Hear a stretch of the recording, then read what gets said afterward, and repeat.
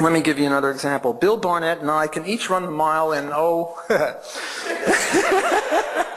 when we were young, we could maybe do 5 minutes, but now, say 10 minutes. We can each run a mile in 10 minutes.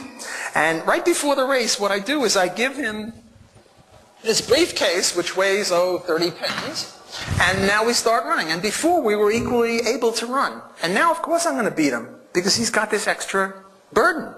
Well, so is it with men and women. Men and women, in this century at least, are equally productive in the marketplace. Not so in the 19th century or the 18th century before, because then a lot of the jobs required upper body strength. And, to knock down a tree or to dig a hole to put in a building or things like that took brute strength. You were doing this with pick and shovel. But nowadays, the way you do it is with a button. So women and men now have equal productivity. Not so in previous centuries. Then men had more productivity in most jobs because a lot of jobs required physical skills, and like it or not, men are bigger and stronger than women are. It's just the fact. But nowadays, men and women are equally productive. They've got roughly the same abilities on average. But when they're married, they're taking on this extra responsibility. It's as if they're carrying an extra 50 pounds on them in the race.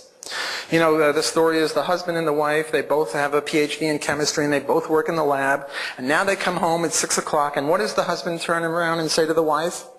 "What's the dinner, dear?" Now, they've both been working all day. They both have the same PhD. They both have the same accomplishments. But if she's making the dinner, well, then this is a little uneven. What is he doing while she's making the dinner? Maybe he's studying. Maybe he's having recreation. I'm not sure. And when she has kids, forget it. If she was taking 60 or 70% of the household before the kids, she's taking way more when there are kids. And apart from breastfeeding, which obviously only she can do, women are much more involved in kids, and I'll get into that a little bit later.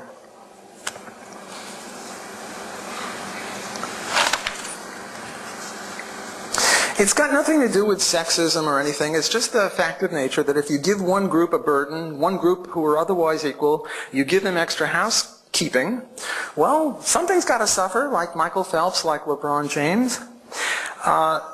Men pay more in car insurance rates. Got nothing to do with sexism. It's just because men have a worse record in getting into crashes. That's the way the market works. Men pay more for life insurance because they have a lower life expectancy. This would be the opposite of the sexist thing. I'm trying to say it's not sexism, it's just the market. It's just cost and productivity and things like that. Okay. Has any of this changed? People say, well, Block, you're dated. Yes, it was true a while ago that there was an unfair division of household and child-rearing tasks between men and women, although I just took this 5 minutes ago, this survey. Here's what professional sociologists have to say.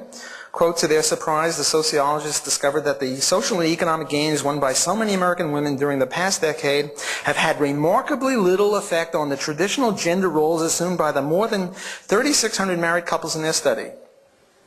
Although 60% of the wives had jobs, only about 30% of the husbands believed both spouses should work, and only 39% of wives thought so. No matter how large their paycheck, the working wives were still almost entirely responsible for the couple's housework. Husbands so hated housework, the researcher found, that wives who asked them to help out could sometimes sour the marriage. This isn't me speaking, this is sociologists. And, a synonym for sociologists is socialists. I'm kidding. There are a few free enterprise sociologists, so I'm just kidding. Got to keep it alive here. Here's another one. Experts say that the toughest occupation may still be that of working mom. Many women who are bringing home the bacon are still expected to fry and serve it too. Notice how clever that is. There really are relatively few couples where child care and domestic work are truly shared, says a psychologist at the Manager Clinic. Even unemployed husbands do no more than 36% of the housework. Now that's a study in high stress and high shame. Notice the value judgment here. I give no value judgment. I'm just saying this is the fact. Later I'll say why it has to be that way biologically. Here's another one. Home status for career women, the people in the front of the room can verify that this is correct. Home status for career women, same even if pay high, study says.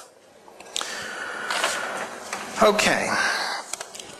More sociological insights. Here is promotion-seeking behavior in XYZ industry. The industry was, anonymously done. But it was reported in a book that I edited. And if you want any of these citations, please get hold of me later. What we're saying is that males have higher motivation to get a raise. Why? Because if you get a raise, then if the machinery breaks down at 3 in the morning, you got to get in there. And if you've got kids to take care of, you can't. So more men are trying to get these promotions.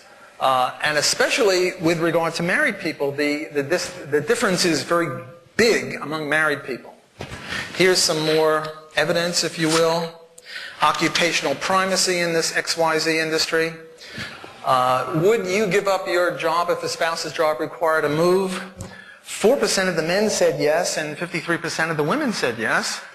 Spouse would give up job if respondent's job required a move. 92% of the men said yes, only 55% of the women. Respondent's job more important, spouse's job more important. You get the idea. And this is yet another reason why the male-female income ratio is the way it is, and it's got nothing to do with sexism or any of that capitalism stuff. It comes from the fact of unequal job sharing. It comes from the fact, let's talk about the pink-collar ghetto for a while.